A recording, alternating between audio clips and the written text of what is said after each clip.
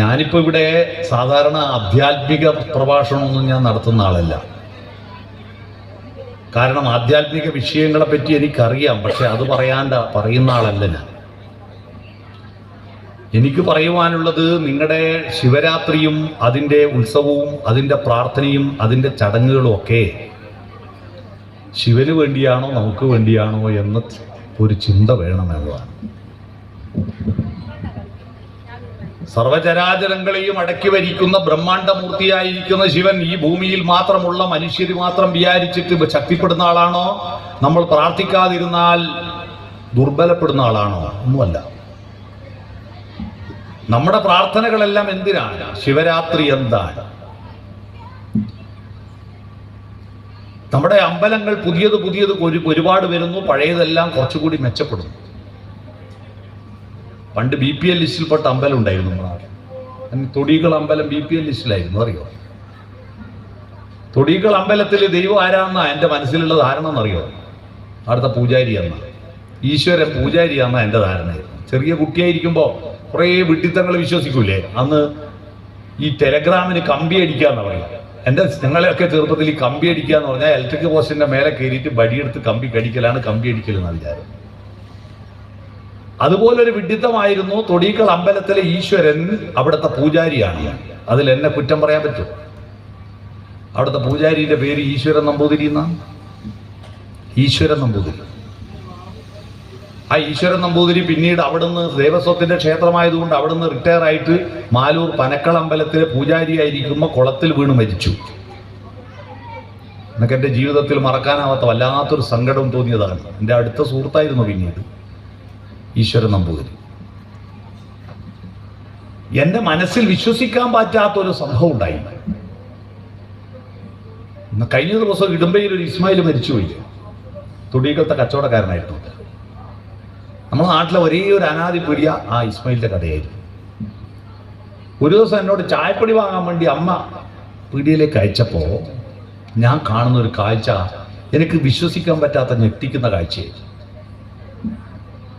ഈ ഈശ്വരൻ വന്നിട്ട് ഇസ്മായിലിനോട് പറയാ, ഇസ്മായിലെ, അടുത്ത അഷ്ടമി ഉത്സവത്തിന് നിന്റെ കടയെല്ലാം തീർക്കാൻ നീ കുറച്ചും കൂടി വെളിച്ചെണ്ണ കടണ്ട.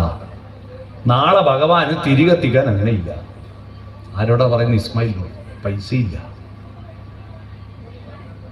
ഇസ്മായിലിനോട് സാക്ഷാൽ പരമശിവന് വിളക്ക് കത്തിക്കാൻ എണ്ണയില്ലാഞ്ഞിട്ട് ഈശ്വരൻ വന്നിട്ട് അഭ്യർത്ഥിക്കുന്നു.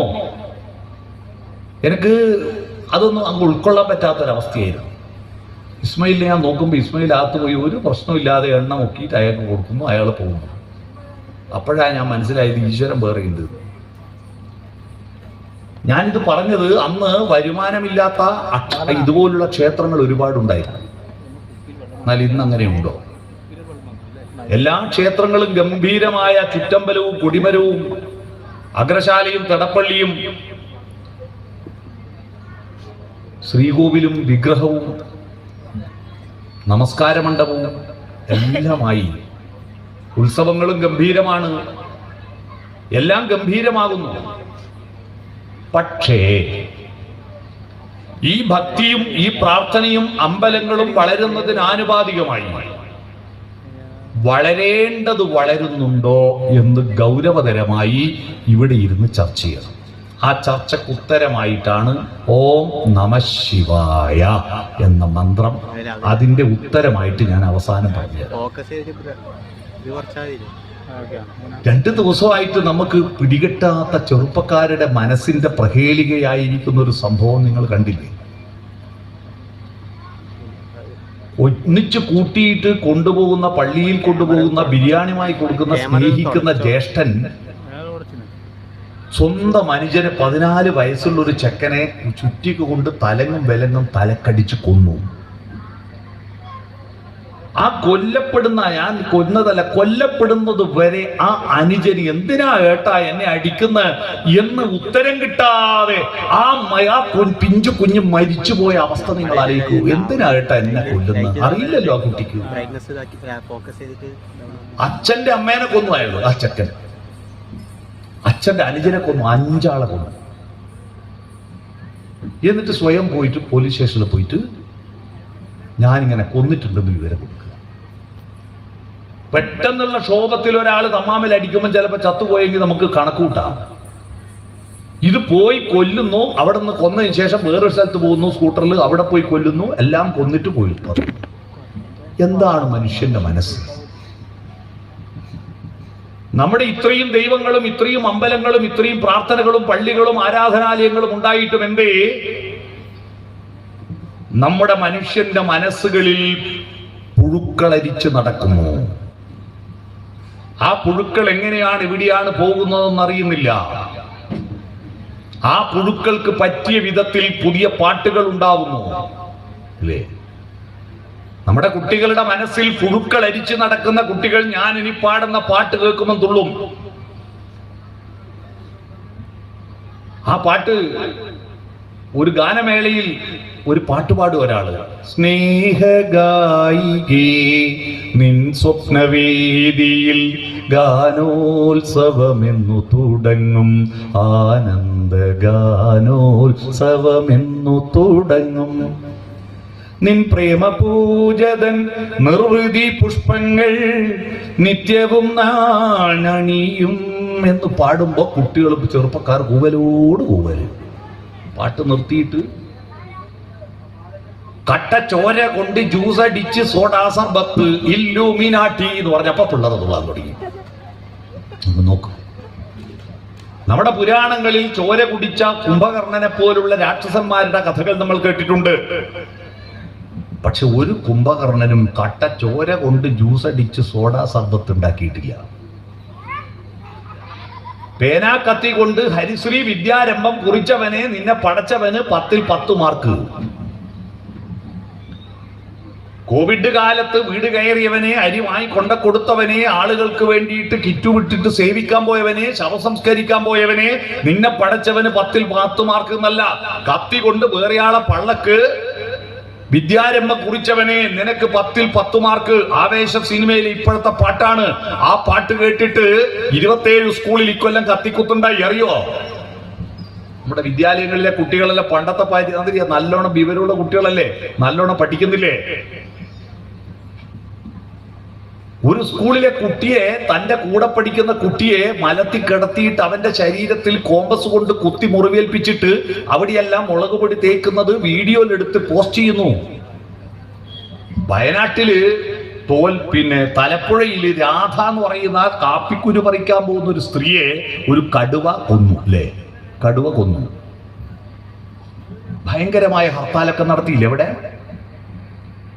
പക്ഷെ ഈ കടുവക്ക് ഇത് രാധയാണോ ആടാണോ പശുവാണോ പട്ടിയാണോ അറിയോ? കടുവക്ക് സാമ്പാറും പച്ചക്കറിയും വെള്ളരിക്കയും പൊട്ടിക്കയും തിന്നാൻ പറ്റുമോ? ഇല്ല. അതിനിറച്ചിയെ തിന്നാൻ പറ്റുമോ? അത് കാട്ടിലുള്ള മുയലിന്റെയും മാനിന്റെയും ഇറച്ചി തിന്നാൻ പാടുള്ളൂ എന്ന് ആരും പഠിപ്പിച്ചോ?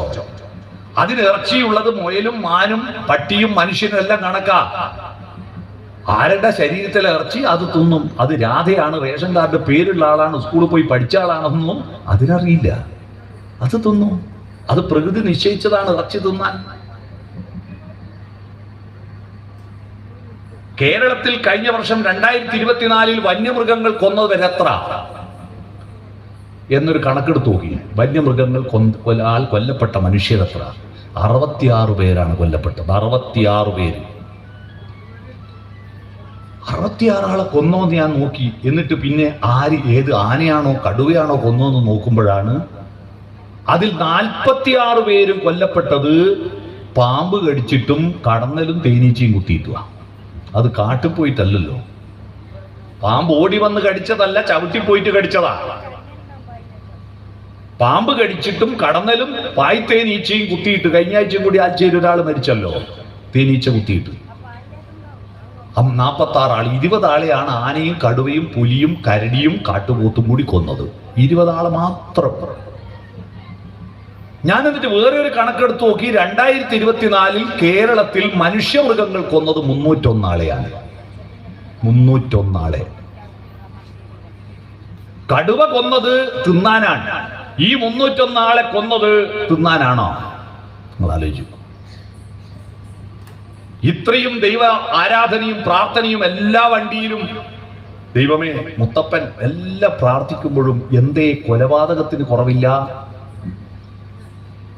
ദയയും കാരുണ്യവും സ്നേഹവും സഹാനുഭൂതിയും ഇല്ല, പിന്നെ നമ്മൾ എന്തിനു മനുഷ്യരായി? എന്തിനു മനുഷ്യരായി? അപ്പൊ നമ്മുടെ ഉള്ളിലുള്ള ഈ ഒരു അഹന്തയുണ്ട്. ആ അഹന്ത 6 കറുത്ത പടവുകളിൽ കെട്ടിപ്പടുത്തിരിക്കുന്നതാണ്. ഈ 6 കറുത്ത പടവുകൾ കടന്നിട്ട് അപ്പുറത്തേക്ക് കടക്കണം. ഏതാ 6 കറുത്ത പടവുകൾ?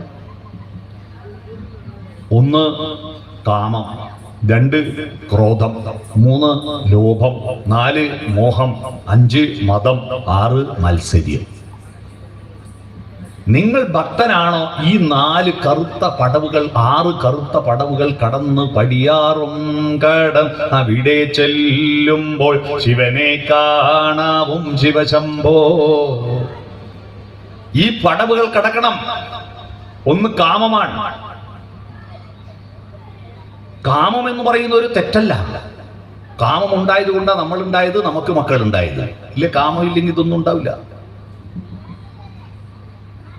ഗണപതിയും സുബ്രഹ്മണ്യനൊക്കെ മക്കളുണ്ടായത്, ശിവനും പാർവതിക്കും മക്കളുണ്ടായത് പാർവതിയിലേക്ക് ശിവന് അനുരാഗം ഉണ്ടാക്കാൻ വേണ്ടി മല്ലികാബാണൻ തന്റെ വില്ലെടുത്തിട്ടാണ്, മന്ദാരമല കൊണ്ടു ശരം തൊടുത്തിട്ടാണ്. അപ്പൊ കാമൻ ഒരു തെറ്റല്ല. പക്ഷേ എപ്പോഴാ കാമൻ തെറ്റാവുന്നത്? അതിനൊരവസരമുണ്ട്, അതിനൊരു സമയമുണ്ട്, അതിനൊരു പക്വതയും സംസ്കാരവുമുണ്ട്. ആ സംസ്കാരത്തിന്റെ പേരാണ് വിവാഹം. മനസ്സിലായോ? കാമവികാരം മൃഗങ്ങൾക്ക് പ്രകടിപ്പിക്കാൻ വിവാഹം വേണ്ട. റോഡിൽ വെച്ച് പട്ടികൾ ഇണ ചേരും. നമുക്ക് പണ്ട് ഇപ്പോ ആമയും മുയലും പന്തയം വെച്ച പോലെയാ. ഗുരു ഏതാ ലഘു ഏതാ നോക്കിയിട്ടാണ് മനുഷ്യനോ മൃഗമോ എന്ന് നമ്മൾ തീരുമാനിക്കുന്നത്. ഗുരു ലഘു പണ്ട് സ്കൂളിൽ വൃത്തം പഠിച്ചവർക്കറിയാം ഗുരു ഏതാ ലഘു ഏതാ. ദീർഘാക്ഷരം ഗുരുവും ഹ്രസ്വാക്ഷരം ലഘു. വലുത് ഗുരു, ചെറുത് ലഘു. ഭൂമി വലുതും ആപ്പിള് ചെറുതും ആയതുകൊണ്ടാണ് വലിയ ഭൂമി ചെറിയ ആപ്പിളിനെ പിടിച്ച് വലിക്കുന്നത് കൊണ്ട് ഗുരുത്വ ബലം എന്ന് ഐസക് ന്യൂട്ടൻ കണ്ടെത്തിയൊരു പേര്, ഭൂഗുരുത്വ ബലം. ഗുരു എന്ന് പറഞ്ഞാൽ മാഷ് എന്നല്ല അർത്ഥം. ആക്സിഡന്റിൽ ഗുരുതരമായ പരിക്ക് പറ്റിയിട്ട് 13 ആൾ ആസ്പത്രിയിലുണ്ടെന്ന് വാർത്ത കണ്ടാൽ നിങ്ങൾ ആരെങ്കിലും മാഷന്മാർക്ക് പരിക്ക് പറ്റിയെന്ന് മനസ്സിലാക്കലുണ്ടോ? ഗുരുതരമായ പരിക്ക് പറ്റി എന്ന് പറഞ്ഞാൽ വലിയ പരിക്ക് പറ്റിയെന്ന്. മാഷന്മാരെ ഗുരു എന്ന് പറയുന്നത് അറിവിന്റെ കാര്യത്തിൽ അവർ വലുതായത് കൊണ്ടാണ്. ഗുരുവും ലഘുവും. മൃഗങ്ങളുടെ ഗുരു ശരീരമാണ്, മനസ്സ് ലഘുവാണ്. ശരീരം നിയന്ത്രിക്കുന്ന മനസ്സാ. ഈ അമ്പലപ്പറമ്പിൽ ഇപ്പൊ ഒരു പശു വന്നു എന്ന് വിചാരിക്കുക. ആ പശുവിനെ മൂത്രിക്കാൻ മുട്ടുമ്പോ മനസ്സ് പറയോ പറ്റൂല, അനങ്ങാണ്ട് കിടന്നോ പേറ്റിൻകോട്ടല്ലേ എന്ന്? ഇല്ല, ആടെ പാലും മുതിച്ച് മൂത്രയിക്കും. ഇപ്പൊ മൂത്രയിക്കാത്ത പിണ്ടവിടാത്ത ആനയുണ്ട് കേട്ടോ. അമ്പലപ്പറമ്പില് ശിവേലി എഴുന്നള്ളത്ത് നടക്കുമ്പോ ആന ശ്രീകോവിലിന്റെ മുമ്പിൽ മൂത്രയിക്കും പിണ്ടോടും ചെയ്യൂ. അതിന്റെ മനസ്സിൽ മതം പൊട്ടുമ്പോ കുത്തിക്കൊല്ലും. കാരണം അതിന്റെ ഗുരു ശരീരമാണ്. മനസ്സതിന് കീഴ്പ്പെടുകയാണ്. ഞാനിന്ന് രാവിലെ ഒരു ക്ഷേത്രത്തിലെ സാംസ്കാരിക സമ്മേളനത്തിൽ പോയി, ഇന്ന് വടകരക്കപ്പുറത്ത്. അവിടെ നോക്കുമ്പോ അതാ ആന അങ്ങ് എഴുന്നള്ളി വരികത്ത. ചെവിയോ ആട്ടിയിട്ട് ഗംഭീരാന എന്ന് പറഞ്ഞാൽ നല്ല തലയെടുപ്പുള്ള ആന. പക്ഷെ റോഡുമെന്ന് ആരും തെറ്റുന്നില്ല. വീതി കുറഞ്ഞ റോഡുമെന്ന് ആരും തെറ്റുന്നില്ല. ഞാൻ വിചാരിച്ചു ചിലപ്പോൾ ഈ ആന വരുമ്പോൾ ആള് തെറ്റുണ്ട്. ഇങ്ങോട്ട് എത്തിയാൽ ടയർമേൽ പിടിപ്പിച്ച ആനയാണ്. പിണ്ടോടൂല, മൂത്രയിക്കൂല, ആളെ കുത്തി കൊല്ലുകയില്ല. എന്തൊരു സമാധാനമല്ലേ? മൃഗങ്ങളുടെ ഗുരു ശരീരമാണ്. ഈ ആനയെ സൃഷ്ടിച്ചത് മനുഷ്യന്റെ മനസ്സാണ്. റോബോട്ടിക് ആന. പട്ടിക്ക് റോഡിൽ വെച്ച് ഇണചേരാം. പശുക്കൾ കണ്ടത് പോയി പിടിച്ചു പറിച്ച് വാഴയാണ്, നേന്ത്രവാഴയാണ്, ഒരുപാട് പൈസ ചെലവാക്കിയെന്ന് ചോദിച്ച് തിന്നാണ്ടിക്കില്ല. ഞാറ് തിന്നും, നെല്ല് തിന്നും. കാരണം അതിന് വിശക്കുമ്പോൾ തിന്നും, ഉറക്ക് വരുമ്പോൾ ഉറങ്ങും, കാമവികാരം ഉണരുമ്പോൾ ഇണചേരും, മുട്ടുമ്പം ചാണകം. അത്രയേ ഉള്ളൂ. നാം മനുഷ്യനായത് അവന്റെ ഗുരു മനസ്സാ, ശരീര ലഘുവാ. നിങ്ങൾക്കിപ്പോ ഇവിടെ ഇരിക്കുമ്പോ മൂത്രയിക്കാൻ മുട്ടിയ ആടെ ഒഴിക്കോ? ആള് പറയില്ലേ ഓനെന്ത് ജന്തുവാന്ന്? അപ്പൊ മനുഷ്യരുടെ കൂട്ടത്തിൽ പെടില്ല. നമ്മുടെ ശരീരത്തോട് മനസ്സാജ്ഞാപിക്കും നിൽക്കവിടെ. ആ മനസ്സ് ഗുരുവാകുമ്പോഴാണ് നമ്മൾ മനുഷ്യരാണ്. പക്ഷെ ഇപ്പൊ അടുത്ത കാലത്തായി ആമയും മൊയിലും പന്തയം വെച്ച പോലത്തെ ഒരു അവസ്ഥ വരിക. ആമയും മൊയിലും പന്തയം വെച്ച കഥ കേൾക്കാത്ത ലോകത്തൊരൊറ്റ കുട്ടിയില്ല അല്ലേ? ഈസോപ്പ് കഥകളിലെ ഏറ്റവും പ്രശസ്തമായ കഥയാണ്. ആമയും മുയലും പന്തയം വെച്ച് മുയൽ കുതിച്ചോടി തിരിഞ്ഞു നോക്കുമ്പോൾ ആമ വളരെ പിറകിലാണ്. നേരത്തെ അവിടെ എത്തിയിട്ട് 2 മെഡലൊന്നും കിട്ടാൻ പോകുന്നില്ലല്ലോ, അതുകൊണ്ട് ഒന്ന് വിശ്രമിച്ചു പോകാം. വിശ്രമിച്ചു, ഉറങ്ങിപ്പോയി. ഉറക്ക് തെളിയുമ്പോൾ ആമ പോയി സമ്മാനം വാങ്ങിയിരിക്കുന്നു. എന്നിട്ട് ഉപദേശിച്ചു. മാഷന്മാർ നമ്മളെ ഉപദേശിച്ചു, പരിശ്രമശാലികൾ വിജയിക്കും, അലസന്മാർ പരാജയപ്പെടും. അല്ലേ? ഉപദേശിച്ചു. ഈ കഥയെ നമുക്കൊന്ന് മാറ്റിപ്പിടിക്കാം. ഈ പുതിയ കാലഘട്ടത്തിൽ അതിനൊന്ന് ഡീകൺസ്ട്രക്ഷൻ, പുനർവായന നടത്താം. ഈ ആമ എന്ന് പറയുന്നത് നമ്മുടെ ശരീരമാണ്, മനസ്സെന്ന് പറയുന്നത് മുയലാണ്. നമ്മുടെ ശരീരം ആമയെ പോലെ വളരെ മെല്ലെയല്ലേ വളരൂ. ഒരു പശു പ്രസവിച്ച പശുക്കുട്ടി അരമണിക്കൂർ കൊണ്ട് എഴുന്നേറ്റ് ഓടും. നിങ്ങൾ ആരെങ്കിലും പറ്റിയിട്ട് അരമണിക്കൂർ കൊണ്ട് ഓടിയ മക്കളുണ്ട്. 6 മാസം കഴിഞ്ഞിട്ടില്ലേ ദോശ മറച്ചിടാൻ, കുമ്പിടാൻ. LKG അങ്ങനെ വാടി പോകുമ്പോൾ 3 വയസ്സാവില്ല. 3ാമത്തെ വയസ്സിൽ ആ പശു പെറ്റിട്ട് മുലയൂട്ടുന്ന അമ്മയാ. നമ്മളെ കുട്ടി പല കുറി വീഴുമ്പോൾ നടക്കാൻ പഠിക്കും, പലവട്ടം കരയുമ്പോൾ ചിരിക്കാൻ പഠിക്കും. നമ്മളെ കുട്ടി ഒരു അമ്മയാവാൻ പിന്നെ എത്ര കൊല്ലം കഴിയണം? 18 വയസ്സ്. അപ്പോഴേക്ക് പശു 10ഉം 15ഉം പെറ്റിട്ട് ഭൂമിയിൽ നിന്നേ പോയിട്ടുണ്ടാവും. നമ്മുടെ ശരീരം ആമയെ പോലെ വളരുന്നു, പക്ഷെ മനസ്സോ മുയലിനെ പോലെ കൊതിക്കുക. എന്തൊരു ബുദ്ധിയാ കുട്ടികൾക്ക്! എത്രയാണ് അവർക്ക് മാർക്ക്! എന്തെല്ലാം അവർ അസൈൻമെന്റ് ഉണ്ടാക്കുന്നത്, പ്രൊജക്ട് ഉണ്ടാക്കുന്നത്, ചാർട്ട് ഉണ്ടാക്കുന്നത്, ചോദ്യങ്ങൾ ചോദിക്കുന്നത്, ലൈബ്രറിയിൽ പോകുന്നു, റഫർ ചെയ്യുന്നു, പുസ്തകങ്ങൾ നോട്ട് കുറിക്കുന്നു. എന്തൊരു എനർജിയാണ് കുട്ടികൾക്ക്! അവരുടെ മനസ്സ് മുയലിനെ പോലെ കുതിക്കുന്നു. പക്ഷേ നമ്മുടെ ഉള്ളിൽ മറ്റൊരാള് ഉണരുമ്പോ ഈ മനസ്സുറങ്ങുന്നതാണ് ഇന്നത്തെ യുവാക്കളുടെ പ്രശ്നം. നിങ്ങളവർ ആ പ്രശ്നം കുട്ടികൾ അഭിമുഖീകരിക്കണം. ഇന്നത്തെ പിള്ളേർ ഇങ്ങനെ കുറ്റം പറഞ്ഞിട്ട് നടന്നിട്ട് കാര്യമൊന്നുമില്ല. കുട്ടികൾ അറിയാതെ അവരുടെ ഭാവം മാറുന്നു. അവരുടെ ഉള്ളിൽ ഒരു സോഫ്റ്റ്വെയർ ഇൻസ്റ്റാൾ ചെയ്യുന്നു. പ്രകൃതി മനുഷ്യനെ സൃഷ്ടിച്ചത് രാമായണം വായിക്കാനും മഹാഭാരതം എഴുതാനും ചന്ദ്രനിൽ പോകാനൊന്നുമല്ല. പ്രകൃതിക്ക് മനുഷ്യനെയും മൃഗങ്ങളെയും എല്ലാം സൃഷ്ടിക്കുമ്പോൾ ഒറ്റ ലക്ഷ്യമേ ഉള്ളൂ, നിന്നെ പോലെ കുറെ എണ്ണത്തിനെ നീ ഉണ്ടാക്കണം, സസ്റ്റൈനബിൾ ആവണം. ഇത് വീണ്ടും ആവർത്തിച്ച് വരണം, ചംക്രമണം നടത്തണം. അതിനു വേണ്ടിയിട്ടുള്ള എല്ലാവിധ സന്നാഹങ്ങളും നമ്മുടെ ശരീരത്തിന് ഉണ്ടാക്കിയിട്ടുണ്ട്, ഇല്ലേ? ഹോർമോൺ ഉൽപ്പാദിപ്പിക്കും. ഒരു നിശ്ചിത പ്രായം എത്തുമ്പോൾ ഹോർമോൺ ഉൽപ്പാദിപ്പിക്കും. ഈ ഹോർമോൺ ഉൽപ്പാദിപ്പിക്കുമ്പോഴേക്ക് നമുക്ക് പക്വത ആർജിച്ചിട്ടില്ലെങ്കിൽ ഈ ഹോർമോണും മനസ്സും തമ്മിൽ ഒരു മത്സരം നടക്കും. അതാ ഇന്നത്തെ കുട്ടികൾ നേരിടുന്ന പ്രശ്നം. പണ്ടെല്ലാം ഹോർമോൺ ഉണ്ടാകണമെങ്കിൽ കുറച്ച് സമയം എടുക്കും. കാരണം എന്താ? അങ്ങനത്തെ ഭക്ഷണമല്ലേ. ഉച്ചക്ക് എന്താ കറി? ചക്കക്കുരും വെള്ളരിക്ക പോലെ. രാത്രിയോ വെള്ളരിക്കും ചക്കക്കുരു പോലെ. ഇതിനെ കൊണ്ട് എന്ത് ഹോർമോൺ ഉണ്ടാവാനാ? അതുകൊണ്ട് അന്ന് 10-ലെത്തുമ്പോൾ ലേശം പ്രേമല്ല വരിക തന്നെ. പ്രേമം വന്നാലോ പറയാൻ ധൈര്യം ഉണ്ടാ. ആരാദ്യം പറയും, ആരാദ്യം പറയും, പറയാതിനി വയ്യ. പറയാൻ ധൈര്യമില്ല. ഓളെന്തോ പറയും, മാഷോട് പറയുമെന്ന് വെച്ചിട്ട് ഇവൻ അങ്ങോട്ടും പറയില്ല. ഇവനെന്തെങ്കിലും പരിഹസിക്കുമെന്ന് വെച്ചാൽ ഓൾ അങ്ങോട്ടും പറയില്ല. അവസാനം സെൻഡ് ഓഫ് ആയ ദിവസം ഒരു ഓട്ടോഗ്രാഫ് എത്തുന്നു. കടലിനെ മറന്നാലും കടൽ കരിയെ മറന്നാലും ഞാൻ നിന്നെ മറക്കൂല എന്നുള്ള എഴുതി കുറെ നല്ല വാക്കല്ല എഴുതി പോവും. 2 ഭാഗത്ത് പോയി. പിന്നെ വാട്സപ്പും ഇല്ല, ഫേസ്ബുക്കും ഇല്ല, ഇൻസ്റ്റഗ്രാമും ഇല്ല, ഒരു പിടിയില്ല. പാള കയറിയും പോയി, മോര് മറിഞ്ഞും പോയി. ഇപ്പം കല്യാണമെല്ലാം കഴിഞ്ഞ് മക്കളും മക്കളായാലും പഴയ ആളുകളെല്ലാം തപ്പി ഇറങ്ങിയിട്ടുണ്ട്. പൂർവ്വ വിദ്യാർത്ഥി സംഗമങ്ങളോട് സംഗമങ്ങൾ, അല്ലേ? നല്ലതാട്ടോ. പൂർവ്വ വിദ്യാർത്ഥി സംഗമങ്ങളിൽ പോകുന്നവർക്ക് നല്ല പ്രഷർ കുറയുന്നുണ്ട്, ആയുസ് കൂടുന്നുണ്ട് എന്നാ പറയുന്നത്. നല്ലതാ. പക്ഷെ ഇന്ന് 10ാം ക്ലാസ് വരെ കാക്കണ്ട. 5ാം ക്ലാസ്സിലെത്തുമ്പോ പെൺകുട്ടി ഋതുമതിയാകുന്നു, ആൺകുട്ടിക്ക് പ്രേമക്കുരു പൊന്നുന്നു, അവൻ പ്രപ്പോസ് ചെയ്യുന്നു. കാരണം അന്നത്തെ ചക്കക്കുരും വെള്ളരിക്കുക ഇപ്പോ എത്രയാ വെളിച്ചെണ്ണ, എത്രയാ പാമോയില്. ഓണത്തിന് തേങ്ങ ഉടച്ച് കറി വെച്ചിട്ട് തുടർന്ന് വിഷുവിന് ഉടക്കുന്നതാന്ന് പറഞ്ഞ് അടിച്ച കഥയുണ്ട് പണ്ടത്ത്. ഓണത്തിനല്ലേ ഒരു തേങ്ങ ഉടച്ച് കറി വെച്ച്, എന്നിട്ട് വിഷുവിന് ഉടക്കുന്ന തേങ്ങ. ഓണം കഴിഞ്ഞാൽ പിന്നെ വിഷു വരെ ഒരു തേങ്ങ ഉടച്ച് കറി വെച്ചിട്ടില്ല എന്നാ. ഇപ്പോ തേങ്ങ ഉടക്കാത്ത ദിവസമുണ്ട്. ഇതെല്ലാം എണ്ണയല്ലേ. എത്രയാ ഇറച്ചി, എത്രയാ മീന്. 50 പൈസക്ക് മീന് വാങ്ങിയിരുന്ന സാധനത്തിൽ ഇപ്പൊ 50 ഉറുപ്പ്യക്ക് പൂച്ചക്ക് മീന് കിട്ടൂല. ആ അവസ്ഥയാ. നമുക്കെല്ലാം മരണം വരെ പല പേരുണ്ടെങ്കിൽ മരിച്ച ഒറ്റ പേരിലേ ഉള്ളൂ, ശവം, അല്ലേ? മയ്യത്ത്.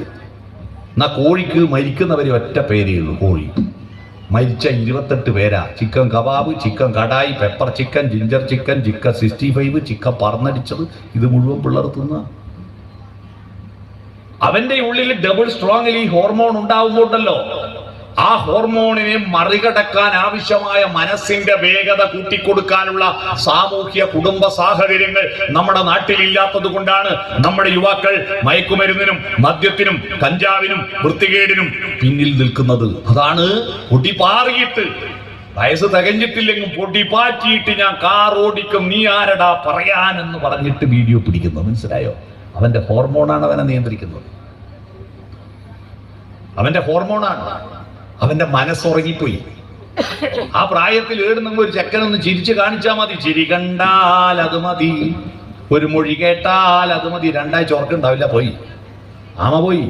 പോല്ല മോളെ എന്ന് പറയേണ്ട മുയലില്ലേ? സംസ്കാരത്തിന്റെ മുയൽ ഉറങ്ങി.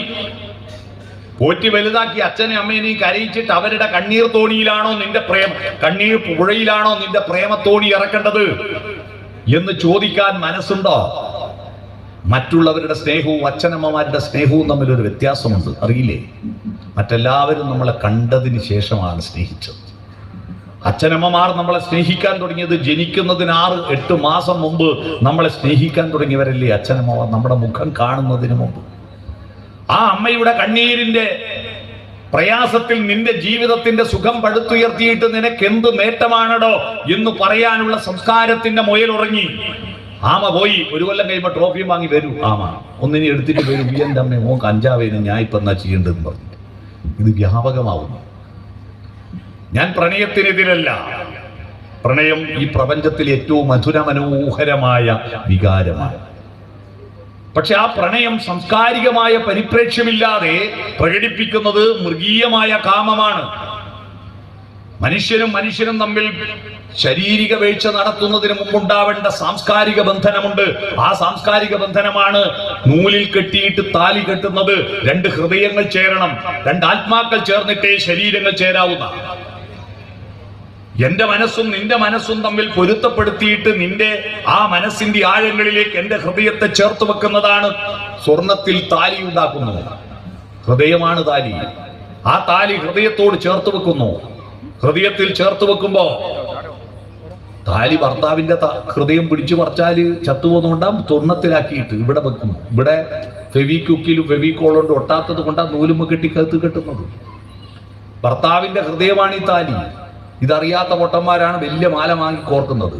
നിങ്ങൾ വീട്ടിൽ പോയി കണ്ണാടി നോക്കൂ. പല ഭർത്താക്കന്മാരുടെയും ഹൃദയം ഭാര്യയുടെ ഹൃദയത്തുമല്ല ഉദരത്തുമല്ല ഉണ്ടാവുക. താലി ഇവിടെയാണ് നിൽക്കേണ്ടത്. വൈകാരിക ബന്ധമാണത്. ആ വൈകാരിക ബന്ധം ഇപ്പൊ പോവുക. അതിനു പകരം ശരീരം മതി. എന്തിനാ കല്യാണം? ആദ്യ രാത്രിക്ക് വേണ്ടി അല്ലേ? എന്തെന്നാ ഈ ആദ്യ രാത്രി? ഒറ്റ രാത്രി മതിയോ? 2ാമത്തെ രാത്രി വേണ്ടേ? ഇങ്ങനെ കുറെ വിവാഹം സ്വർഗത്തിൽ നടക്കുന്നു, പക്ഷെ ജീവിതം ഭൂമിയിൽ ഇഴയുന്നു. എത്രയാ സ്വർഗം, എത്രയാ ലൈറ്റ്, എത്രയാ മഞ്ഞ കല്യാണം, എത്രയാ മെഹന്തി. പണ്ടെല്ലാം കല്യാണം അതിന്റെ തലേന്ന് കുറച്ച് ഭക്ഷണം ഉണ്ടാക്കാൻ കുറച്ചാളും 2 പെട്രോമാക്സ്. ഇപ്പൊ തലേന്ന് വലിയ ഡബിൾ കല്യാണം, അതിന്റെ തലേന്ന് അതിലും വലിയ കല്യാണം. ധൂർത്തടിക്കുക. എന്നിട്ട് കല്യാണം കഴിഞ്ഞിട്ട് ഇവ ലോൺ അടക്കാൻ മത്സരിച്ച് ലോൺ എടുത്ത് കഷ്ടപ്പെടുക. ജീവിതം ആസ്വദിക്കാൻ അറിയില്ല. വിവാഹം സ്വർഗത്തിൽ നടന്നാലും ജീവിതം ഭൂമിയിൽ ഒതുങ്ങി നിൽക്കും എന്നൊരു പാട്ട് കേട്ടിട്ടുണ്ട്. ജീവിതം ഭൂമിയിലാ. ഈ മുയലിന് ഇനിയിപ്പോ കുട്ടികൾക്ക് ശരീരത്തിന് ഇറച്ചിയും മീനും കൊടുക്കാണ്ടിരിക്കാൻ പറ്റുമോ? സായിപ്പന്മാരെ ഏറ്റവും കൂടുതൽ ഇറച്ചി തിന്ന. അവര് പക്ഷേ 1 കഷ്ണം ഇറച്ചി തിന്നുമ്പോൾ 2 കഷ്ണം പച്ചക്കറി കൂട്ടിയിട്ട് തിന്നു. നമ്മളെ കുട്ടിയൊക്കെ പച്ചക്കറി വളർത്തിയൊക്കെ അമ്പലത്തിൽ പ്രശ്നം വെക്കാൻ വേണ്ടിയിട്ട് കണിശന്മാർ വന്ന സാന്നിധ്യ ക്ഷേത്രാണി ബിംബാണി ത്രേണി ലഗ്നേന ചിന്തയിൽ എന്ന് പറഞ്ഞ് വാരി വെച്ചിട്ട് കബഡി നിരത്തുന്നത് പോലെ വെണ്ടയ്ക്ക അങ്ങോട്ട്, മുരിങ്ങക്കായി അങ്ങോട്ട്, കാരറ്റ് അങ്ങോട്ട്, വഴുതിനി അങ്ങോട്ട്, വെള്ളരിക്ക അങ്ങോട്ട്, ചാറ് മാത്രം കൂട്ടി തിന്നിട്ട് സ്വകാര്യം വെറുമ്പനാളോടിയേക്കും പീസ് ഉണ്ടാവില്ല. പീസ് ഇറച്ചി തിന്നുന്നു. പച്ചക്കറിയും ഇലക്കറിയും പഴങ്ങളും കഴിക്കാതെ ഇറച്ചി മാത്രം തിന്നുക. അവന്റെ മനസ്സിലും ശരീരത്തിലും ഉണ്ടാകുന്ന ഈ ഹോർമോൺ ബാലൻസ് തെറ്റിയ അവസ്ഥയുണ്ടല്ലോ. അവൻ എന്തൊക്കെയാ ചെയ്യേണ്ടതെന്ന് അവന് തന്നെ പിടിയില്ല. ബൈക്കുമൊക്കെ ആയിരുന്നു, ഹെൽമെറ്റും വേണ്ട, വിടറാ, വിടുന്നു. സ്വന്തമായി തീരുമാനമെടുക്കാനുള്ള മനസ്സ് വേണ്ടേ? ശരീരത്തിന്റെ ചോദനകളാ ഓടുന്നത്. ഈ അവസ്ഥ നമ്മുടെ യുവാക്കളിൽ ഉണ്ടാകുന്നു. അവിടെയാണ് നമ്മൾ ഇടപെടേണ്ടത്. എനിക്ക് വേണ്ടിയല്ല എന്റെ ജീവിതം. നമ എന്നാണ്. നമ എന്ന് പറഞ്ഞാൽ, മാ എന്ന് പറഞ്ഞാൽ ഞാൻ എന്ന് പറഞ്ഞാൽ അല്ല, നമ എന്ന് പറഞ്ഞാൽ എനക്കല്ല. ഓം നമ. പിന്നെ ആർക്ക് വേണ്ടിയാ? ഈ ലോകത്തിന്റെ മംഗളത്തിന് വേണ്ടിയാ. ശിവം മംഗളം, നന്മ എന്നാണ് അർത്ഥം. ഓം നമ ശിവായ എന്ന് പറഞ്ഞാൽ ഞാൻ എന്നേക്കാൾ ഈ ലോകത്തിന്റെ മംഗളത്തിന് പ്രാധാന്യം കൊടുക്കുന്നു എന്നാണ്. ഇതാണ് ഭാരതത്തിന്റെ അടിസ്ഥാന ദർശനം. ഉപനിഷത്തുകളിൽ ഏറ്റവും സുന്ദരവും ലോകപ്പ് മുഴുവൻ അംഗീകരിച്ചിരിക്കുന്ന ദർശനമാണ് ഈശാവാസ്യ ഉപനിഷത്ത്. ഈശാവാസ്യം ഇതം സർവം. എല്ലാറ്റിലും ദൈവമുണ്ട്. അതിന്റെ മലയാളം പാട്ട് കേട്ടിട്ടില്ലേ?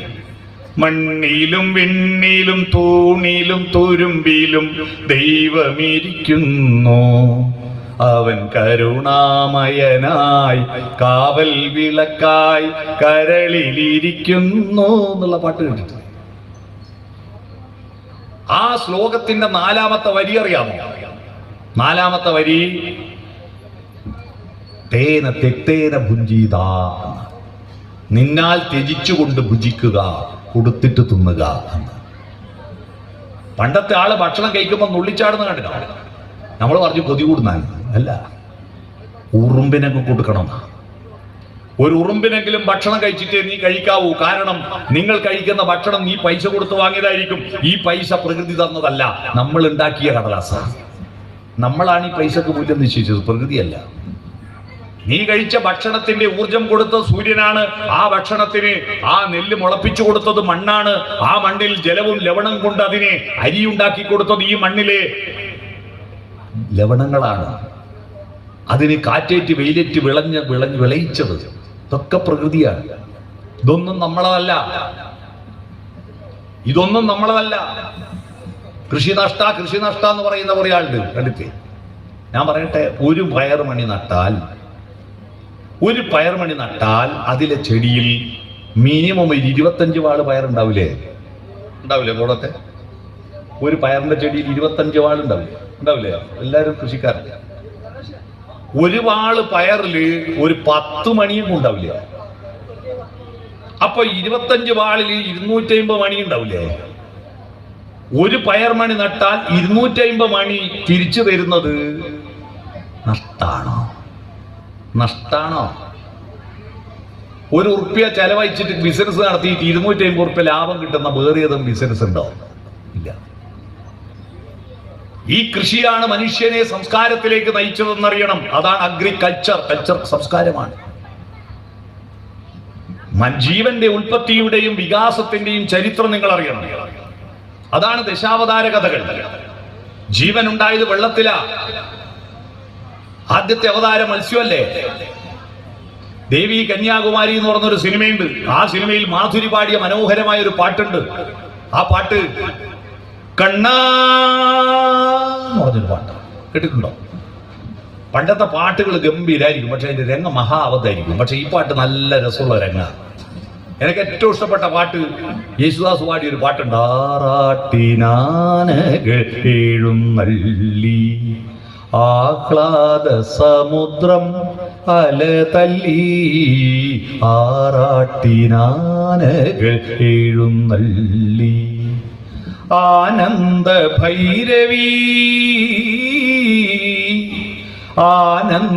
ഭൈരവി താളത്തിൽ മേളത്തിൽ അമ്പല തുളസികൾ തുമ്പിതുള്ളി, ആറാട്ടിനാനകൾ എഴുന്നള്ളി. പാട്ട് കേൾക്കുമ്പോ നമ്മളെ മനസ്സിൽ ഒരു പൂത്തുലഞ്ഞു നിൽക്കുന്ന ഉത്സവത്തിന്റെ അന്തരീക്ഷമില്ലേ? എത്ര ആനകൾ, ഒരുപാട് വെഞ്ചാമരം ഒക്കെ കാണും. അതിന്റെ രംഗം കാണാൻ വേണ്ടി ഞാൻ ഒരു ദിവസം ഈ പാട്ട് യൂട്യൂബിൽ നിന്ന് അതിന്റെ വീഡിയോ ഡൗൺലോഡ് ചെയ്ത് നോക്കുമ്പോൾ എന്താ കഥ എന്നറിയും? മധുവും ജയഭാരതിയും കൂടി 2 കൈയും പിടിച്ചിട്ട് ഒരു മരത്തിന്റെ ചോട്ട് ആറാട്ടിനാനകൾ എഴുന്നള്ളി. ഒരാനയുമില്ല, ഒരു അമ്പലമില്ല, ഒന്നുമില്ല. രംഗം കണ്ടപ്പോ ആ പാട് കാണണ്ടായി പോയി തോന്നി. മഹാബദ്ധ. ഇന്ന് രംഗങ്ങളെല്ലാം അടിപൊളിയാണ്, നല്ല അതിമനോഹരമായ രംഗങ്ങളാണ്. പക്ഷേ പാട്ട് നാഹാ തൊട്ടി വന്നു, അതാ പ്രശ്നം. എന്ന രംഗവും പാട്ടും സുന്ദരമായിരിക്കുന്ന ഒരു പാട്ടാണ്. നിങ്ങൾ വീണ്ടും ഒന്ന് കണ്ണാന്നുള്ള പാട്ട് യൂട്യൂബിൽ നിന്ന് ഡൗൺലോഡ് ചെയ്ത് കാണുക കേട്ടോ.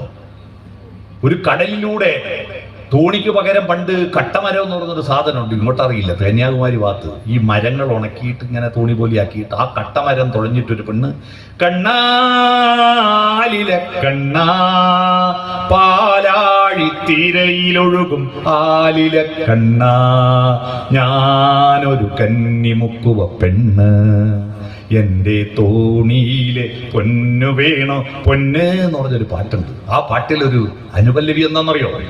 നീ പണ്ടൊരു പൂത്തിമിങ്കിലമായി അന്ന് നിന്റെ യൗവനം തുഴഞ്ഞു വന്ന നീരാഴി. തിമിംഗലമായ കണ്ണൻ, മത്സ്യാവതാരം. അടുത്തത് കരയിലും വെള്ളത്തിലും ജീവിക്കുന്ന ജീവി ആമ, കൂർമാവതാരം. അടുത്തത് കാട്ടിലെ പന്നി, വരാഹാവതാരം. അടുത്തത് മരത്തിന്റെ മേലെ കയറുന്ന ജീവി, മുഖം കണ്ട സിംഹം പോലെ ഉണ്ടാവും, ഉടല് കണ്ട നരസിംഹം, സിംഹവാലൻ, കുരങ്ങൻ, നരസിംഹം. അവിടുന്ന് വാല് പോയി മരത്തുനിന്ന് താഴെ ഇറങ്ങിയിട്ട് ഈ പ്രകൃതിയിലുള്ള വിഭവങ്ങൾ കൊണ്ട് ഓല കൊണ്ട് ഒരു കൊടയുണ്ടാക്കിയ ഒരു മനുഷ്യൻ. ആ മനുഷ്യനാണ് വാമനൻ. അവന്റെ കാലഘട്ടത്തിലാണ് അളവും തൂക്കവും ലീഗൽ മെട്രോളജി തുടങ്ങിയത്, എണ്ണാൻ തുടങ്ങിയത്. മനുഷ്യൻ വന്നേരെ എണ്ണ ഉണ്ടായിട്ടുള്ളൂ. അതിനു മുമ്പും മഴവില്ലിന് 7 നിറമുണ്ടായിരുന്നു. Violet, indigo, blue, green, yellow, orange, red, VIBGYOR എന്ന് പറഞ്ഞിട്ട് ആരും മാരിവില്ലു പന്തലിട്ട് ദൂരചക്രവാളം മാടി മാടി വീളിക്കുന്നതറിഞ്ഞില്ലേ എന്ന് പാട്ടുപാടിയിട്ടില്ല. മനുഷ്യർ ഈ ഭൂമിയിൽ ഉണ്ടാകുന്നതിന് മുമ്പും പാലമരത്തിന്റെ ഒരു ഞെട്ടിൽ 7 ഇതളുകൾ ഉണ്ടായിരുന്നു. ആരും 7 ഇലം പാല പുത്തു പൂമരങ്ങൾ കൂട നിവർത്തൂ വെള്ളിമലയിൽ എന്ന് പാടിയിട്ടില്ല. നമ്മൾ വാമനന്റെ കാലഘട്ടത്തിലേക്ക് എണ്ണാൻ തുടങ്ങി 3 അടി അളന്നു. പക്ഷെ അളവ് വലിയ വ്യതിക്കാലം കൊണ്ട് വലിയ അളന്നു. ഇന്നാണെങ്കിൽ കേസ് വരും വാമന്റെ പേരിൽ. കാരണം 3 അടി സ്ഥലം പഞ്ചായത്ത് ചോദിച്ചു ഒരാളോട്, വീതി കൂട്ടാൻ. ആ 3 അടി അളത്താൻ സമ്മതിച്ചു. ഇനി പഞ്ചായത്ത് അളക്കാൻ വരുമ്പോൾ 2 മീറ്റർ നീളമുള്ള ഒരു കോലെടുത്തിട്ട് പറഞ്ഞു, മാലൂർ പഞ്ചായത്തിൽ 1 അടി എന്ന് പറഞ്ഞാൽ ഇതാണ്, അതുകൊണ്ട് 3 അടി ഇതിനെ കൊണ്ട് അളക്കും എന്ന് പറഞ്ഞാൽ വിടുവോ? അതുപോലെയല്ലേ 3 അടി സ്ഥലം കൊടുക്കാമെന്ന് വാമനോട് പറഞ്ഞു മഹാബലി. ഇയാൾ വലിയ പെരിക്കാലും കൊണ്ട് അളക്കാൻ വന്നാലും അങ്ങനെയാണ് പാതാളത്തിലേക്ക് അയച്ചത്. പോട്ടെ, നമുക്ക് ആ അളവിനെ മാത്രം കണ്ടാൽ മതി. വാമനന് ശേഷമാണ് ശിലായുഗത്തിൽ നിന്ന് ലോഹയുഗത്തിലേക്ക് വരുന്നത്. പാറക്കല്ലുകൾ മാത്രം ആയുധമായിരുന്ന സ്ഥാനത്താണ് മണ്ണിന്റെ ആഴങ്ങളിൽ നിന്ന് ഇരുമ്പയിര് മുക്കിയെടുത്ത് അത് ഉരുക്കി മോശയിലൊഴിച്ച് അതിന്റെ ഇരുമ്പിന്റെ ഒരു പത്തിയും മരത്തിന്റെ ഒരു തള്ളിയിട്ട് ചുമല് വെച്ചിട്ട് ഒരാൾ വന്നു, പരശുരാമൻ. വാമനം കഴിഞ്ഞ പരശുരാമൻ. നേരത്തെ കണ്ണാന്നുള്ള പാട്ടിന്റെ അടുത്ത വരി എന്താ? നീ പണ്ടൊരു മുനി കുമാരനായി അന്ന് നിന്റെ വെൺമഴു പറന്നു വീണ നീരാഴി. മഴുവെറിഞ്ഞ ശ്രീരാമൻ, പരശുരാമൻ. അത് കഴിഞ്ഞിട്ടാ ധാർമ്മികതയുടെ കാലം ആരംഭിക്കുന്നു. ധാർമ്മികതയുടെ കാലം. ഒരു മനുഷ്യന് എത്രയും ഭാര്യയും ഒരു ഭർത്താവിന് എത്രയും ഭാര്യയും ഒരു ഭാര്യക്ക് എത്ര ഭർത്താവും ആകുന്നതിന് നിയമമൊന്നുമില്ല, തോന്നും പോലെയായിരുന്നു. ദശരഥനിലെത്തുമ്പോഴേക്ക് 3 ചുരുങ്ങി, കൗസല്യ, കൈകേയി, സുമിത്ര. രാമനിലെത്തുമ്പോഴേക്ക് ഒറ്റ ഭാര്യ. അതിസാക്ഷിയായി വിവാഹം കഴിച്ചവളെ 10 തലയുള്ളവൻ കടൽ കടത്തി കൊണ്ടുപോയാലും എങ്ങോട്ടാ കൊണ്ടുപോയെന്ന് ഒരു പിടിയില്ല. അതുകൊണ്ട് എന്തിനാ തപ്പിപ്പോകുന്ന? വിട്ടേക്ക്, ഇഷ്ടം പോലെ വേറെ കിട്ടൂല.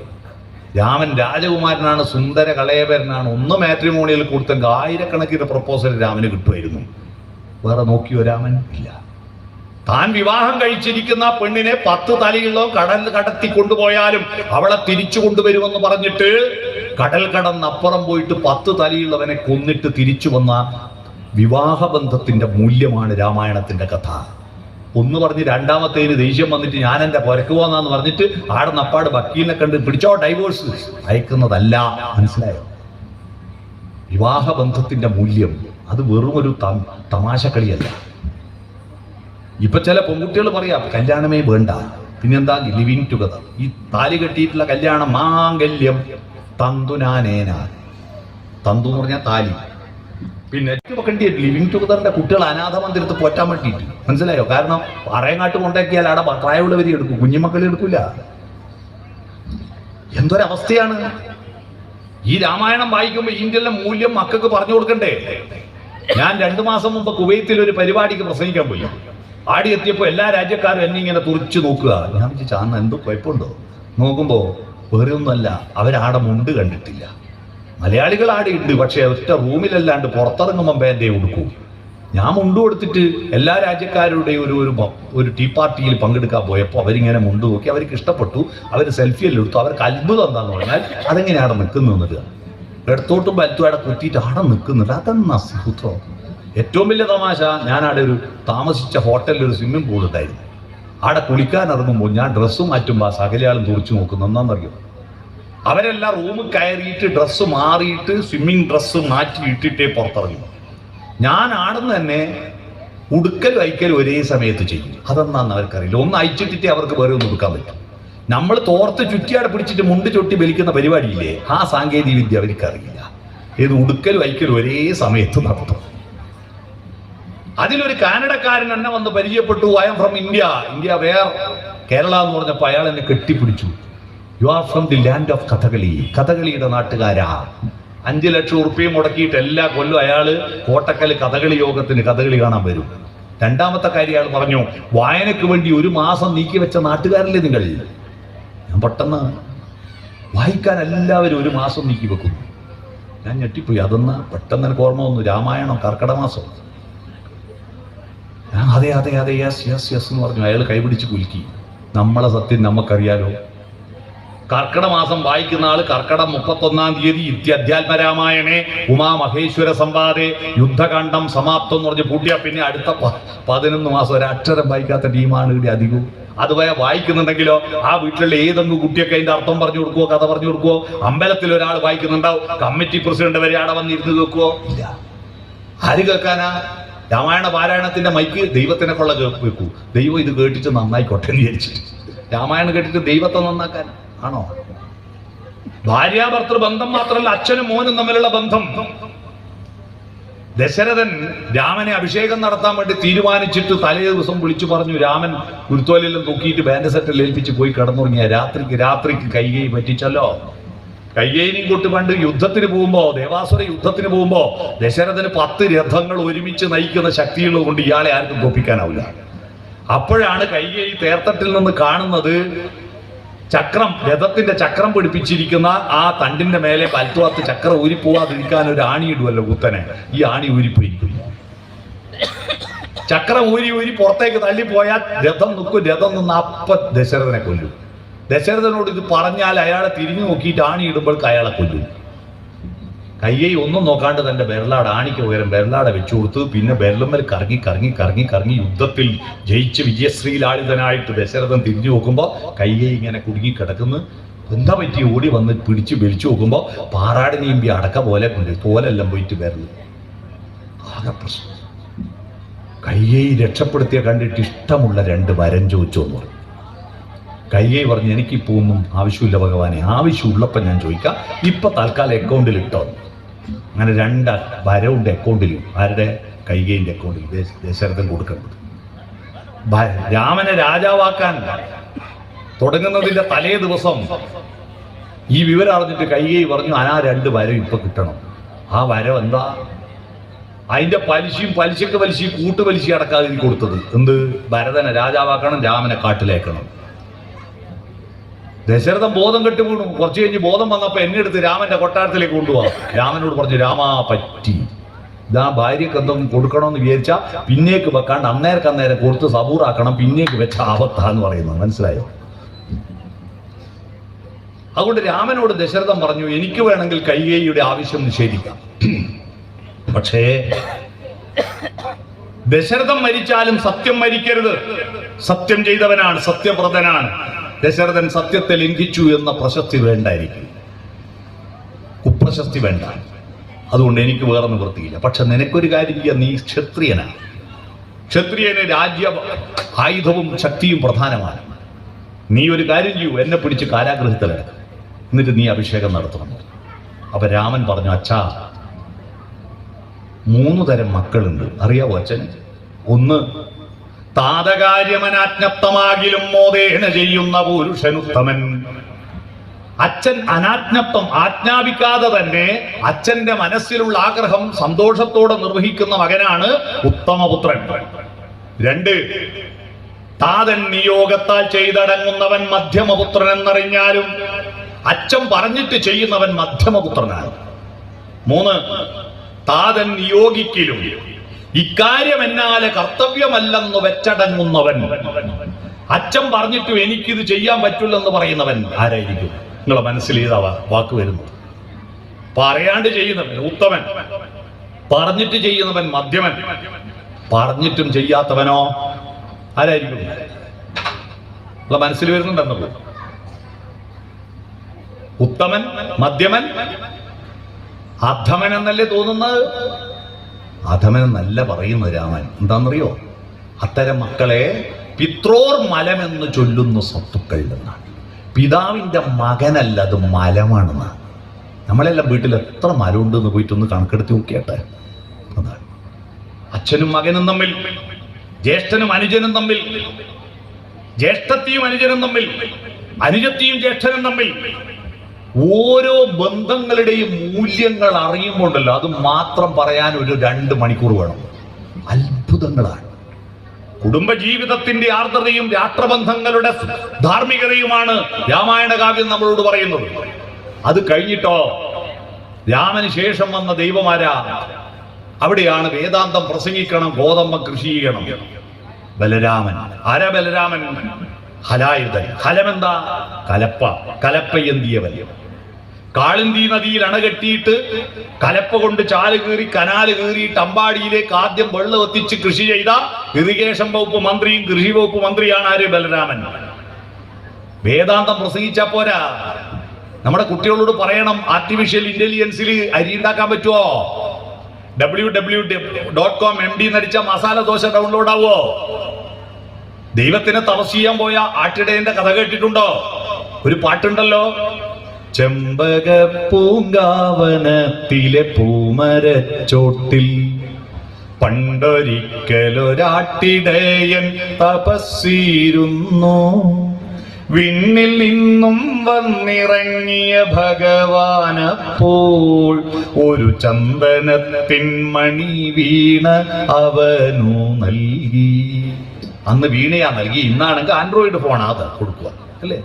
തങ്ക സ്വപ്ന ശതങ്ങളാം തന്ത്രികൾ കെട്ടി അതിൽ സുന്ദര പ്രതീക്ഷകൾ തൻ ചായം പൂരട്ടി ആർത്തലയ്ക്കും ഹൃദയത്തിൽ തുളുമ്പിയ രാഗങ്ങൾ രാത്രിയും പകലും അവൻ വീണയിൽ മീട്ടി.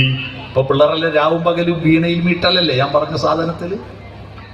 ആ മധുര സംഗീതത്തിൻ ലഹരിയാലെ സ്വന്തം ഭൂമി ദേവിയെ പാവം മറന്നുപോയി.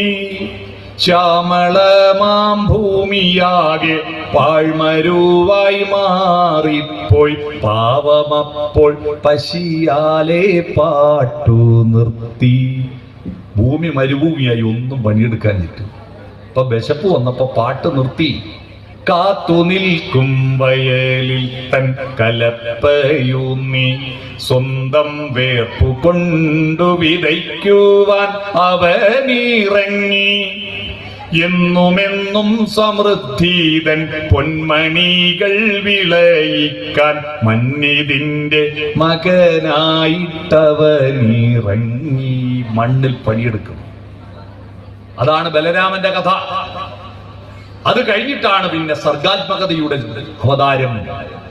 കാട്ടിലെ പാഴ്മുളം തണ്ടിൽ നിന്നും പാട്ടിന്റെ പാലാഴി തീർത്ത കൃഷ്ണൻ. രസങ്ങൾ കൊണ്ട് രാസലീലയാടിയവൻ, നവരസങ്ങൾ അവതരിപ്പിച്ചവൻ. തുളസിക്കതിർ നുള്ളിയെടുത്ത് കണ്ണൻ ഒരു പൂജയ്ക്കായി പൊട്ടാത്ത നൂലിൽ കെട്ടാൻ തുടങ്ങിയത് കണ്ണൻ വനമാല ഉണ്ടാക്കിയതിനു ശേഷമാണ്. പുഷ്പങ്ങളുടെ സൗന്ദര്യം ആസ്വദിച്ചവൻ, പുഴയുടെ സൗന്ദര്യം, പുഴകളെ സഖിയാക്കിയവൻ, യമുനയും കാളിന്തിയും സഖിയാക്കിയവൻ, ആ കാളിന്തിയിൽ വിഷം കലർത്തുന്ന കാളിയനെതിരായിട്ട് സമരം ചെയ്തവൻ, മഴ പെയ്യുന്നത് ദേവേന്ദ്രന്റെ കഴിവ് കൊണ്ടല്ലെന്ന് പറഞ്ഞവൻ, കേരളത്തിൽ മഴ പെയ്യുന്നത് പശ്ചിമഘട്ടമുള്ളത് കൊണ്ടാണെന്ന് പറഞ്ഞ മാധവ് ഗാഡ്ഗിലിനെ പോലെ അമ്പാടിയിൽ മഴ പെയ്യുന്നത് ഗോവർദ്ധന പർവ്വതമുള്ളത് കൊണ്ടാണെന്ന് പറഞ്ഞിട്ട് ഗോവർദ്ധനത്തെ പൂജിക്കണമെന്ന് പറഞ്ഞവൻ, സർഗാത്മകതയുടെ ദൈവം. ഇത്രയും ആയപ്പോഴാണ് മനുഷ്യൻ മൃഗത്തിൽ നിന്ന് മാനവികത ബോധത്തിലേക്ക് എത്തുന്നത്. എന്തൊക്കെ വേണം? അധ്വാനം വേണം, ചിന്ത വേണം, കൃഷി വേണം, വേണ്ടേ? സർഗാത്മകത വേണം, ധാർമ്മികത ബോധം വേണം, ദർശനങ്ങൾ വേണം, തത്വശാസ്ത്രങ്ങൾ വേണം. ഇതെല്ലാം ചേരുന്നതാണ് നമ്മുടെ ദൈവങ്ങളുടെ കഥകൾ. മനുഷ്യനാണ് ഇതൊക്കെ വേണ്ടത്. അതൊക്കെ നേടിക്കൊണ്ട് സംഗീതമാണ്, നാദമാണ് കാട്ടാളത്വത്തിൽ നിന്ന് മനുഷ്യനിലേക്ക് നയിച്ചത്. അതുകൊണ്ടാണ് ശിവന്റെ 5 മുഖങ്ങൾ. പഞ്ചാനാണ് ശിവൻ. ഈശാനം, വാമദേവം, തൽപുരുഷം, അഘോരം, സദ്യോജാതം. 5 മുഖങ്ങളുടെ ശിവൻ. ആ 5 മുഖങ്ങളിൽ നിന്ന് ഷഡ്ജം, ഋഷഭം, ഗാന്ധാരം, മധ്യമം, പഞ്ചമം, ദൈവതം, നിഷാദം, സപ്തസ്വരങ്ങൾ ഉണ്ടായി. നിങ്ങളെ വീട്ടിൽ സ്വരം എന്താ? അട്ടഹാസമാണോ? നിഷാദമാണ്.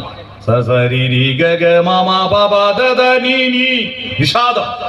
നിഷാദൻ കാട്ടാളനാണ്. അതിനു പകരം പാലാഴിത്തൂമങ്കേ മോനെ മോളെ എഴുന്നേക്കാടാ എന്ന് പറയുന്ന ശബ്ദമുണ്ടോ വീട്ടിൽ? ഇല്ല. അട്ടഹാസമാണ്. ശബ്ദം നാദമാക്കി മാറ്റുമ്പോഴാണ് ദൈവികതയുണ്ടാവുന്നത്. അട്ടഹാസം വേണ്ട, വെറുപ്പ് വേണ്ട, സ്നേഹമാണ്. സ്നേഹത്തിന്റെ അടിത്തറയിൽ അറിവിന്റെ വെളിച്ചമാണ് ദൈവം. പുറത്ത് വെളിച്ചം തരുന്ന ആളെ കൃഷ്ണൻകുട്ടി എന്ന് പറയും. കൃഷ്ണൻകുട്ടി ആരാ? ഇലക്ട്രിസിറ്റി മന്ത്രി. അകത്ത് വെളിച്ചം തരുന്ന ആളെ, ദിവം തരുന്നവനെ ദൈവം എന്ന് പറയും. ദിവം പ്രകാശമാണ്. ദൈവം അകത്ത് വെളിച്ചം തരുന്നവനാണ്. അകത്ത് വെളിച്ചം നേടിവെച്ച് നിറച്ചു വെച്ചിരിക്കുന്നവനെ ഭക്തൻ എന്ന് പറയും. ഭാ എന്ന് പറഞ്ഞാൽ പ്രകാശം എന്നാണ്. പ്രകാശം നിറച്ചിരിക്കുന്നവൻ ഭക്തൻ. നടരാജമൂർത്തിയായ ശിവൻ ഈ ലോകത്തിന്റെ നെഗറ്റീവ് ഊർജത്തെ മുഴുവൻ സർവനാശത്തിൽ നിന്ന് രക്ഷപ്പെടുത്തിയതിന്റെ കഥയാണ് ശിവരാത്രി, അല്ലേ? ലോകത്ത് സുഖവും ദുഃഖവും ഉണ്ടാവും, നന്മയും തിന്മയും ഒക്കെ ഉണ്ടാവും, ഇരുട്ടും വെളിച്ചവും ഉണ്ടാവും. പക്ഷേ മരണമില്ലാത്ത, ജീവിതം മാത്രമുള്ള മരണമില്ലാത്ത ഒരവസ്ഥയിലേക്ക് പോകാൻ അമൃതിനു വേണ്ടി പാലാഴി കടഞ്ഞല്ലോ ദേവന്മാര്. അത്യാർത്ഥിയല്ലേ അത്? അങ്ങനെയില്ല. പ്രപഞ്ചമാം പാൽക്കടലാവതും നാം പഠിച്ച മട്ടൊക്കെ മതിച്ചു നോക്കാം. സ്വഭോഗമാത്രോചിതമായി ലഭിക്കും സുഖാമൃതം ദുഃഖവിഷാംബു വിശ്രം. ദുഃഖമുണ്ടാകും, വെളിച്ചമുണ്ടോ? നിഴലുണ്ടാകും. പക്ഷേ വെളിച്ചം മാത്രം മതി എന്ന് പറഞ്ഞിട്ട് പാലാഴി കടഞ്ഞപ്പോ ആദ്യം ഉയർന്നു വന്നത് വെളിച്ചത്തെ എന്തെന്ന് നമ്മൾ കൂട്ടിവെക്കുമ്പോഴും തുല്യവും വിപരീതവുമായിട്ട് അതിന്റെ ഓപ്പോസിറ്റ് ശക്തിപ്പെടും. ന്യൂനമർദ്ദമുണ്ടാകും. നിങ്ങൾ നോക്കൂ, AC ഫിറ്റ് ചെയ്യുക. പലപ്പോഴും കല്യാണം കഴിക്കുമ്പോൾ ചെക്കനും പെണ്ണിനും കിടക്കുന്ന റൂമിൽ AC ഫിറ്റ് ചെയ്യുക. ഈ ചെക്കനും പെണ്ണും ആ തണുപ്പ് കിടക്കും. ഓർക്കണോ, ഇതിനകത്ത് തണുപ്പിന്റെ കൂടി ഡബിൾ ചൂട് ഈ മറ്റേ ഫാൻ എന്ന് പുറത്തേക്ക് പോകുന്നുണ്ട്. ഈ കല്യാണം നടത്താൻ ചെലവാക്കി അച്ഛനും അമ്മയും ചൂടും ജയിച്ച് കിടന്നോളുക. മനസ്സിലായോ? AC ഉണ്ടാകുമ്പോൾ ആ തുല്യവും വിപരീതവുമായ ചൂട് അപ്പുറത്തേക്ക് തള്ളുന്നുണ്ട്. അതുപോലെ അമൃതം ഉണ്ടാക്കാൻ ശ്രമിക്കുമ്പോൾ തുല്യവും വിപരീതമായി കാളകൂടം ഒത്തുകൂടി ബ്ലാക്ക് ഹോളിൽപ്പെട്ട് ലോകം നശിച്ചു പോകുമ്പോൾ ആ ലോകത്തെ രക്ഷിച്ചപ്പോഴാണ് ആനെന്ന ദൈവം ശിവാനായത്. ആനെന്ന് മാത്രമായിരുന്നു ദൈവത്തിന്റെ പേര്. ഭാരതത്തിലെ മോഹൻജാദാരാവിലും ഹാരപ്പയിലും നടത്തിയ ഖനനങ്ങളിലും ലഭിച്ച തെളിവുകളിൽ നിന്ന് മനസ്സിലാക്കിയത് ഭാരതത്തിലെ ആദ്യത്തെ പുരുഷ ദൈവം ആൻ എന്നാണ്, സ്ത്രീ ദൈവം മാ എന്നാണ്. ശിവം ചെയ്തപ്പോഴാണ് ശിവം കൂട്ടണം ആൻ ശിവനായത്. ആ ശിവൻ, ശിവൻ എന്ന വാക്കുണ്ടാകുന്നതിന് മുമ്പ് ശിവമുണ്ട്, നന്മയുണ്ട്. ആ നന്മയാണ് പ്രധാനം. സത്യം അന്വേഷിക്കലാണ് നമ്മുടെ ജോലി, അതാണ് ശാസ്ത്രം. നന്മ ചെയ്യലാണ് നമ്മുടെ ജീവിതവൃത്തി, അതാണ് ശിവം. സൗന്ദര്യബോധമാണ് നമ്മുടെ ആർദ്രത, അതാണ് സൗന്ദര്യം. പൊൽത്തിങ്കൽക്കല പൊട്ടുതൊട്ട ഹിമവൽ ശൈലാഗ്രശൃംഗത്തിൽ വെൺകൊറ്റ പൂങ്കുട പോൽ വിടർന്ന വിമലാകാശാന്തരംഗങ്ങളിൽ നൃത്തധൂർജടി ഹസ്തമാർന്ന തുടിതൻ ഉത്താളടുണ്ടും രവം തത്വത്തിൻ പൊരുളാലപിപ്പു മധുരം സത്യം ശിവം സുന്ദരം. ഈ 3 വാക്ക് ദൈവത്തിന് വേണ്ടിയുണ്ടായതല്ല, മനുഷ്യന് വേണ്ടിയിട്ടുള്ളതാ. സത്യാന്വേഷണമാണ് എല്ലാ മതങ്ങളും ദൈവങ്ങളും നമ്മളോട് പറയുന്നത്. അതിന്റെ വിജയത്തിൽ ശാസ്ത്രം സത്യാന്വേഷിച്ചവർ കൂടുതലുണ്ടെങ്കിൽ ആ രാജ്യം പുരോഗതി പോയി. നമ്മൾ സത്യാന്വേഷണം ഇവരെല്ലാം പറഞ്ഞു തന്ന സത്യവും കേട്ടിട്ട് ആടിയിരുന്നു. അതിന്റെ അപ്പുറത്തെ സത്യം അന്വേഷിച്ചില്ല. നമ്മൾ ഭയങ്കര ബുദ്ധിമാന്മാരാ. കൊളംബസ് അമേരിക്ക കണ്ടുപിടിക്കുന്നതിന് 1000 കൊല്ലം മുമ്പ് ഇന്ത്യയിൽ യൂണിവേഴ്സിറ്റി ഉണ്ട് അല്ലേ? നളന്തയും തക്ഷശിലയും ഉണ്ട്. ഉപനിഷത്തുകളും വേദങ്ങളും വേദാന്തങ്ങളും എല്ലാം എഴുതുന്നത് എത്രയാ, എന്തെല്ലാം കാര്യങ്ങളായിരുന്നു. മഹാഭാരതത്തിൽ 1,64,000 ശ്ലോകവും 10,20,000 കഥാപാത്രങ്ങളുണ്ട്. ഒരൊറ്റ കഥാപാത്രത്തിന്റെ പേര് അങ്ങോട്ടും ഇങ്ങോട്ടും മാറിപ്പോയോ അതിനെല്ലാം അർത്ഥമുണ്ട്. പേരില്ലാത്ത ഒരൊറ്റ അർത്ഥമില്ലാത്ത ഒരൊറ്റ പേര് പുരാണത്തിലില്ല. അങ്ങനത്തെ 18 പുരാണം എഴുതി. മെൻഡലിയഫിന്റെ പട്ടികയും 104 മൂലകങ്ങളും കണ്ടുപിടിച്ചതിന് ശേഷമാണ് ഇംഗ്ലീഷ് മരുന്നുണ്ടായത്. 100-200 കൊല്ലയായിട്ടുള്ളൂ. ഈ ഇംഗ്ലീഷ് മരുന്നുണ്ടാകുന്നതിന് 1000 കൊല്ലം മുമ്പ് നമ്മുടെ നാട്ടിലുള്ള മരത്തിന്റെയും ചെടികളുടെയും വള്ളികളുടെയും ഇലയും തൊലിയും പൂവും കായും വേരും വായിലിട്ട് ചവച്ചരച്ചു നോക്കിയിട്ട് ഇതായിരുന്നു ലാബറട്ടറി. ഇത് അമ്ല ഗുണമാണോ ക്ഷാരഗുണമാണോ എന്ന് കണ്ടെത്തിയിട്ട് ഇത് വാദത്തിന് പറ്റുമോ പിത്തത്തിന് പറ്റുമോ കഫത്തിന് പറ്റുമോ എന്ന് കണ്ടെത്തിയിട്ട് 1000കണക്കിന് കഷായവും അരിഷ്ടവും ലേഹ്യവും വടകവും ഗുളികയും എഴുതി വെച്ച ചരകനും സുശ്രുതനും സഞ്ജീവിനിയും. എന്തൊരു ബുദ്ധിമാന്മാരാ. അതുകൊണ്ടാണ് പാശ്ചാത്യർ എഴുതിയത് വിസ്ഡം അറൈസ് ഫ്രം ഈസ്റ്റ്, വിവേകം കിഴക്ക് നിന്നുദിക്കുന്നു. ഇത്രയും ബുദ്ധിമാന്മാരായിട്ടും നമ്മുടെ രാജ്യം പട്ടിണി രാജ്യമായതെന്താ? സത്യാന്വേഷണം തുടർന്നില്ല. നമ്മൾ ആരോ പറഞ്ഞ സത്യത്തിൽ കുമ്പിട്ട് വീണോ അതിന്റെ അപ്പുറത്തേക്ക് വിവേകാനന്ദം വന്നപ്പോഴാണ് കുമ്പിട്ട് വീണവര് ഉത്തിഷ്ഠത എഴുന്നേറ്റത്. ജാഗ്രത പ്രാപ്യവരാൻ നിബോധത. അപ്പോഴാ സ്വാതന്ത്ര്യം വേണമെന്ന് തോന്നിയത്. അതിനു മുമ്പ് ഇരുണ്ട യുഗമായിരുന്നു. അതുകൊണ്ട് നമ്മളെ നോക്കിയട്ടെ, സത്യം അന്വേഷിക്കുന്നത് തടസ്സപ്പെട്ടതുകൊണ്ടല്ലേ ഈ ഗ്രൗണ്ടിൽ ഈ സ്റ്റേജിൽ ഇന്ത്യയെ കണ്ടുപിടിച്ച് എന്തൊക്കെ ഇത്രയും വിവരം ഉണ്ടായിട്ട് ഇന്ത്യയെ കണ്ടുപിടിച്ച് എന്തൊക്കെ ഒരു സാധനം ഉണ്ടോ? ഈ മൈക്ക് കണ്ടുപിടിച്ച ഇന്ത്യയിലല്ല, എന്റെ വാച്ച് കണ്ടുപിടിച്ച ഇന്ത്യയിലല്ല, പേന കണ്ടുപിടിച്ച ഇന്ത്യയിലല്ല, കടലാസ് കണ്ടുപിടിച്ച ഇന്ത്യയിലല്ല, അച്ചടി കണ്ടുപിടിച്ച ഇന്ത്യയിലല്ല, കണ്ണട കണ്ടുപിടിച്ച ഇന്ത്യയിലല്ല, ബൾബ് കണ്ടുപിടിച്ച ഇന്ത്യയിലല്ല, നിങ്ങളിരിക്കുന്ന കസേര പ്ലാസ്റ്റിക് കണ്ടുപിടിച്ച ഇന്ത്യയിലല്ല, ഞാൻ വന്ന കാറ് കണ്ടുപിടിച്ച ഇന്ത്യയിലല്ല, താറ് കണ്ടുപിടിച്ച ഇന്ത്യയിലല്ല, സിമെന്റ് കണ്ടുപിടിച്ച ഇന്ത്യയിലല്ല. ഇതെല്ലാം വിദേശികൾ കണ്ടുപിടിച്ച് കൊണ്ടുവന്ന. ഇത്രയും വിവരമായിട്ട് എന്ത് പറ്റി? നമ്മൾ പഠിക്കുന്നത് ജോലിക്ക് വേണ്ടിയാണെന്ന് ധരിച്ചുപോയി. മനുഷ്യന്റെ ജോലി സത്യത്തെ അന്വേഷിക്കാൻ പുതിയ പുതിയ ഗവേഷണങ്ങളിലേക്ക് പുതിയ പുതിയ അന്വേഷണങ്ങളിലേക്ക് പോകലാ നമ്മുടെ ഡ്യൂട്ടി. അല്ലാതെ പാഠപുസ്തകത്തിലുള്ളത് മാത്രം പഠിച്ചിട്ട് പോരലല്ല. അല്ല.